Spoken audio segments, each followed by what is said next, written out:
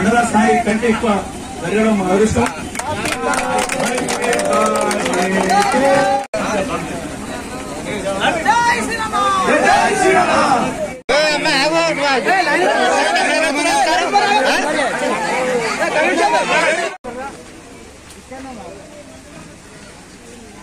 గత 40 సంవత్సరాల నుంచి ఈ నియోజకవర్గంలో కాంగ్రెస్ పార్టీకి దిక్కులేని పరిస్థితిలో అమెరికా నుంచి నేనున్నా అని వచ్చినటువంటి వ్యక్తి ఈరోజు ఝాన్సీ రెడ్డి గారు. ఆ ఝాన్సీ రెడ్డి గారి బర్త్డే సందర్భంగా పాలకుర్తి నియోజకవర్గ ప్రజలకు, తెలంగాణ రాష్ట్ర ప్రజలందరికీ కూడా ఈ బర్త్డే శుభాకాంక్షలు చెప్తా ఉన్నాం. ముఖ్యంగా ఝాన్సీ రెడ్డి గారు అమెరికాలో ఉన్నారు.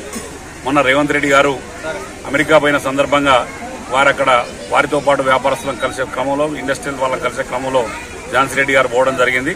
ఈరోజు వారి బర్త్డేను మైలారంలో ఉన్నటువంటి పెద్దలు, మా సోదరులు శ్రీనివాసరెడ్డి గారు మరి వారి బర్త్డేని ఇంత గ్రాండ్గా చేయడం, ఈ గ్రామ ప్రజలందరికీ అన్నదానం చేయడం, ముఖ్యంగా వారిని అభినందిస్తూ ఉన్నాం.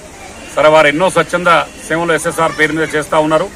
ముఖ్యంగా ఆనాడు ఏదైతే ఝాన్సీ రెడ్డి గారు ఒక దృక్పథంతో అంతకన్నా ముందు సర్వీస్ చేసి ఈనాడు రాజకీయాల్లోకి వచ్చి తన కోడలను శాసనసభ్యురాలుగా చేసుకున్నదో, తనను స్ఫూర్తిగా తీసుకొని మరి ఉన్నటువంటి మా శ్రీనివాసరెడ్డి గారు, నేను కూడా ప్రజలకు సర్వీస్ చేయాలి, భగవంతుడు నాకు ఇచ్చిన దాంట్లో కొంత ఖర్చు పెట్టాలని చెప్పి ఆ భగవంతుడు వారికి కలిగించినందుకు ముఖ్యంగా శ్రీనివాసరెడ్డి గారిని అభినందిస్తా ఉన్నాం.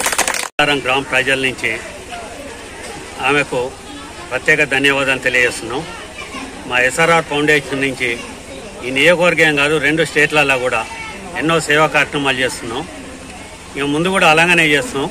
ఇక్కడ ఈ ముఖ్య అతిథికి వచ్చిన మన కకిరాల హరిప్రసాద్ అన్న గారి అండదండలతోనే ఇక ముందు చాలా అభివృద్ధి కార్యక్రమాలు చేయడానికి సిద్ధంగా ఉన్నా నేను.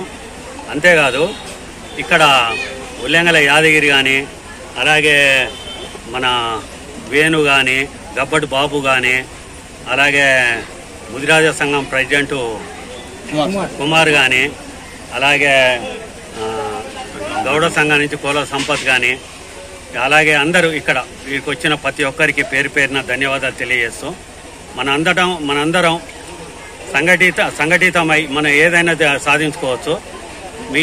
ఈ మైలారం బిడ్డకు పుట్టినందుకు నాకు చాలా గర్వకారణంగా ఉన్నది. ఎందుకంటే గవర్నర్తో అవార్డు వచ్చింది, ఓ రాష్ట్రపతితో అవార్డు వచ్చింది, ఓ కలెక్టర్తో అవార్డు వచ్చింది. ఈ అవార్డు నాకే కాదు, ఈ గ్రామ ప్రజలందరికీ చెందినట్టే. కాబట్టి మనకు ఈ ఊరికి మంచిగా చేస్తానని నేను ఎప్పుడు చెడి చేయను. ఇక ముందు కూడా మీకు ఎల్లవేళలా మీకు అందుబాటులో ఉండు. నాకు ఏ పదవి ఉన్నా లేకున్నా ఎస్ఆర్ఆర్ ఫౌండేషన్ నుంచి నేను ఏ పనైనా చేయగలుగుతా.